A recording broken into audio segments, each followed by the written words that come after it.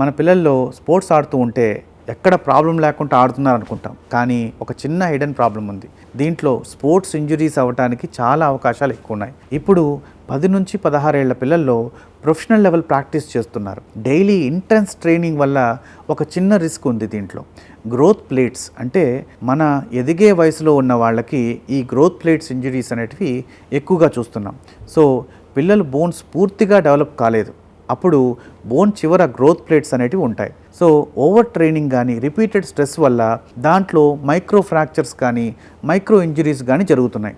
దీనివల్ల వాళ్ళ గ్రోత్ అనేది ఆగిపోతూ ఉంది. చాలా మందిలో ఈ సిమ్టమ్స్ ఎలా కనపడతాయంటే repeated pain on the same area, అంటే ఒకే చోట ఎక్కువసార్లు పెయిన్ రావటం కానీ వాపు రావటం కానీ, వాళ్ళ పెర్ఫార్మెన్స్ అంటే చాలామంది రెగ్యులర్గా వాళ్ళు చేస్తున్న రెగ్యులర్ ఎక్సర్సైజెస్లో వాళ్ళ పర్ఫార్మెన్స్ అనేది పెరుగుతూ పోతుండాలి.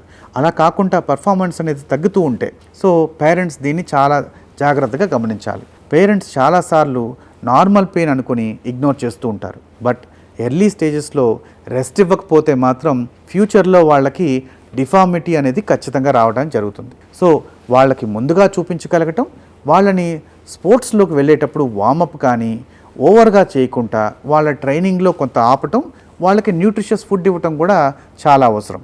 సో ఓవర్ ట్రైనింగ్ అనేది చాలా డేంజరస్ అనేది. పెయిన్ కంప్లైంట్ అనేది చిన్నగా చేసినప్పుడే వాళ్ళని డాక్టర్ దగ్గరికి తీసుకొచ్చి చూపించడం అనేది చాలా అవసరం.